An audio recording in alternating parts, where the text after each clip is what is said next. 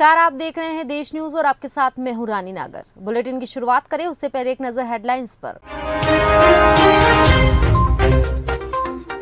चांद पर होगा शिव शक्ति और तिरंगा पॉइंट। 23 अगस्त को मनाया जाएगा national space day. PM Modi ने की घोषणा।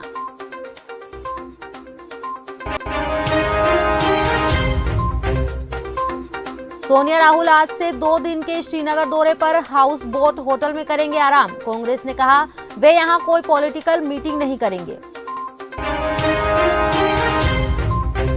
मेडागास्कर के स्टेडियम में भगदड़, 12 लोगों की मौत, 80 गंभीर।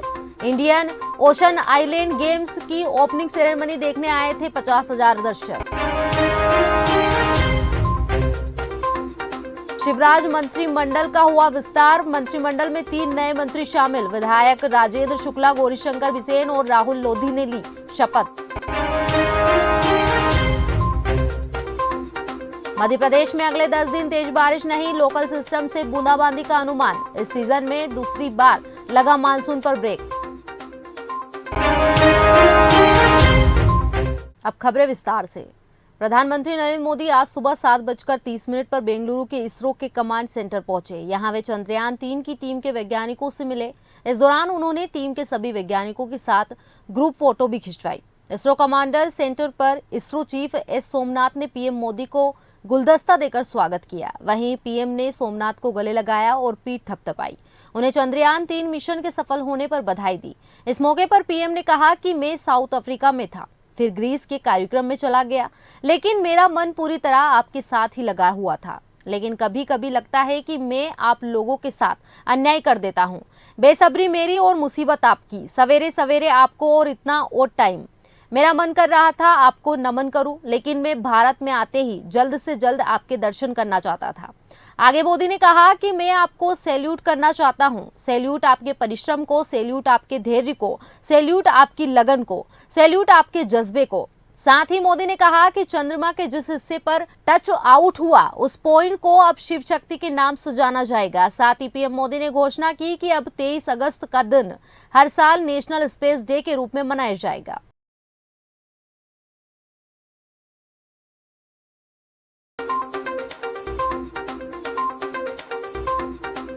सोनिया गांधी श्रीनगर जाएंगी, साथ ही राहुल गांधी भी लद्दाख से श्रीनगर पहुंच गए हैं। श्रीनगर में राहुल हाउस बोट और होटल में 2 दिन आराम करेंगे। मां बेटे का 2 दिन का यहां दौरा बिल्कुल निजी बताया जा रहा है।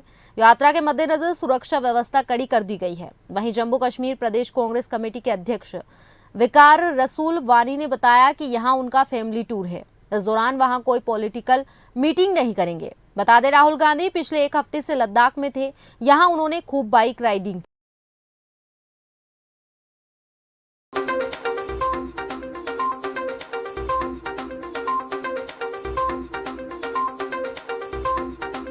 चंद्रयान 3 के प्रज्ञान रोवर ने चांद की सतह पर करीब 8 मीटर की दूरी तय की है। इसके पेलोड भी चालू हो गए हैं। इससे पहले इसरो ने 26 किलो वजनी रोवर के बाहर आने पर पहला वीडियो शेयर किया। लैंडर 23 अगस्त को शाम 6:04 पर चांद पर उतरा था।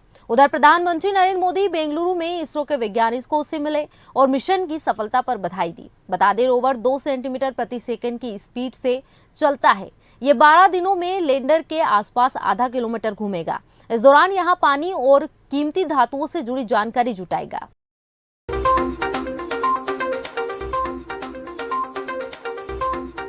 पंजाब के गवर्नर बीएल पुरोहित ने राज्य में राष्ट्रपति शासन की चेतावनी दी है। उन्होंने सीएम भगवंत मान को लेटर लिखकर कहा कि सरकार राजभवन को मांगी गई जानकारियां नहीं दे रही है।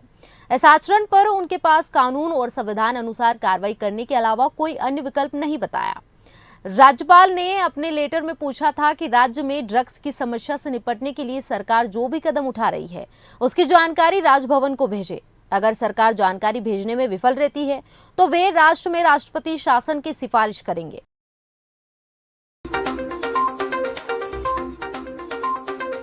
प्रधानमंत्री नरेंद्र मोदी को ग्रीस के दूसरे सर्वोच्च सम्मान grand cross of the order of honour से सम्मानित किया गया। पीएम मोदी ग्रीस को पुराना दोस्त बताया और दोनों देशों के बीच 2023 तक व्यापार दोगुना करने की बात कही। उन्होंने भारतीयों को संबोधित करते हुए कहा कि भारत में 5 साल में 13.5 करोड़ लोग गरीबी से बाहर आए हैं। वहीं 40 साल बाद भारत का कोई प्रधानमंत्री ग्रीस गया था।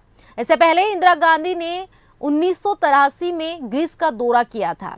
तुर्की के देश बनने से पहले भी यूनानियों ने और तुर्कियों के बीच दुश्मनी का एक लंबा इतिहास रहा है। इस मुद्दे पर भारत ने हमेशा से ग्रीस का साथ दिया है। वहीं ग्रीस भी कश्मीर मुद्दे पर भारत का समर्थन करता है। ग्रीस यूएनएससी में भारत को परमानेंट मेंबर बनाने का समर्थक है।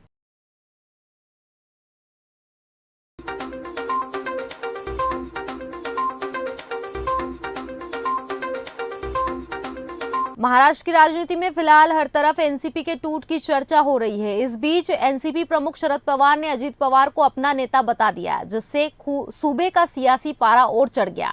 हालांकि जब वरिष्ठ नेता के बयान पर महाविकास अघाड़ी गठबंधन के सहयोगियों ने ही सवाल उठाना शुरू कर दिया, तो कुछ ही घंटों में पवार अपने बयान से पलट गए। एनसीपी के संस्थापक शरद पवार ने भतीजे अजीत को लेकर बारामती में बड़ा बयान दिया, जिसने महाराष्ट्र की राजनीति में हलचल मचा दी। पवार ने कहा था, अजीत पवार हमारे नेता है, कुछ लोगों ने अलग निर्णय लिया है, तो इसका मतलब यह नहीं है कि पार्टी में विभाजन हो गया है। शरद पवार ने बारामती में पत्रकारों से बातचीत के दौरान यह बयान देकर सबको चौंका दिया।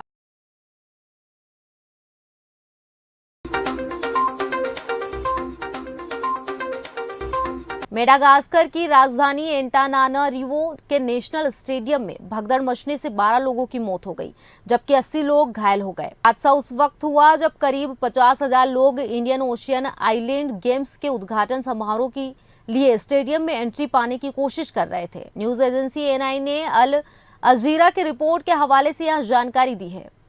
मेडागास्कर के प्रधानमंत्री क्रिश्चियन नत्से ने हादसे पर दुख जताया। उन्होंने बताया कि भगदड़ में घायल हुए लोगों में से 11 की हालत नाजुक है।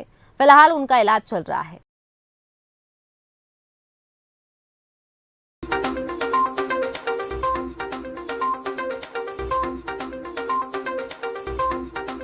रूस के राष्ट्रपति व्लादिमीर पुतिन अगले महीने भारत में होने वाली G20 समिट में हिस्सा नहीं लेंगे। क्रेमलिन के स्पोक्सपर्सन दमित्री पेस्कोव ने इसकी पुष्टि कर दी है। पुतिन ने 2019 में आखिरी बार जापान में हुई G20 समिट में इन पर्सन शिरकत की थी। वहीं 2020 में रियाद और 2021 में रोम में हुई समिट में भी पुतिन वर्चुअली शामिल हुए थे। 2022 में बाली में हुई समिट में भी रूसी राष्ट्रपति मौजूद नहीं थे। वहीं पुतिन की जगह फॉरेन मिनिस्टर सरगई लावरोव नई दिल्ली जाएंगे। समिट 9 और 10 सितंबर को होगी। बता दें, साउथ अफ्रीका में 22 से 24 अगस्त तक ब्रिक्स समिट हुई। इसमें भी व्लादिमीर पुतिन शामिल नहीं हुए।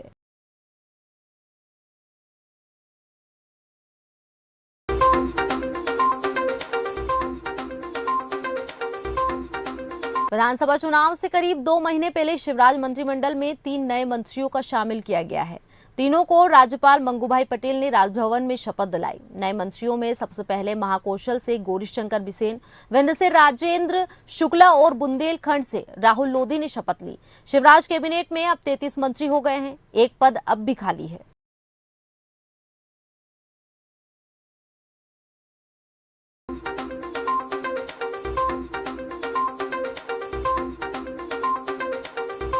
CM Shivraj Singh Chouhan metro model coach का उद्घाटन करेंगे। इसके बाद वे कोच के अंदर भी जाएंगे। मेट्रो मॉडल कोच, जो कि मेट्रो ट्रेन का ही वास्तविक मॉडल है। मेट्रो ट्रेन इस प्रकार के 3 कोच से मिलकर बनती है। प्रत्येक कोच की लंबाई 22 मीटर और चौड़ाई 2.9 मीटर है। इस कोच की लागत करीब 5 करोड़ रुपए है। यानी कि कुल मिलाकर मेट्रो जैसा एक्सपीरियंस पाने के लिए तैयार हो जाइए। आप मेट्रो के मॉडल कोच में बैठकर सुन सकेंगे कि मेट्रो स्टेशन पर आपका स्वागत है। अगला स्टेशन एम से है। दरवाजे बाईं तरफ खुलेंगे। कृपया दरवाजों से हटकर खड़े हो।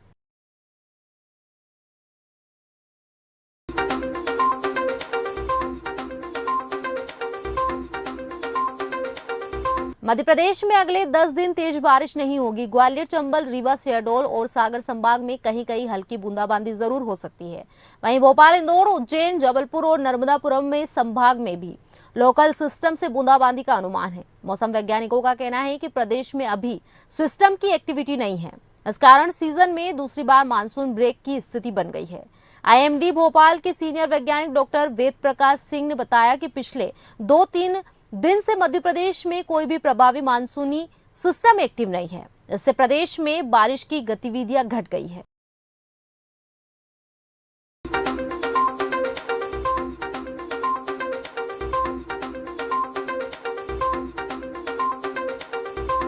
आयुष्मान खुराना और Ananya Pandey starrer film dream girl 2 release हो चुकी है। फिल्म को मिक्स्ड रिव्यूज मिल रहे हैं। कुछ को यहां पसंद आ रही है, वहीं कुछ का कहना है कि यहां अपने पहले पार्ट जितनी अच्छी नहीं है। वहीं इन सबके बीच फिल्म रिलीज के दिन ही ऑनलाइन लीक भी हो गई। अब यहां कई पायरेटेड साइट्स पर HD प्रिंट में अवेलेबल है।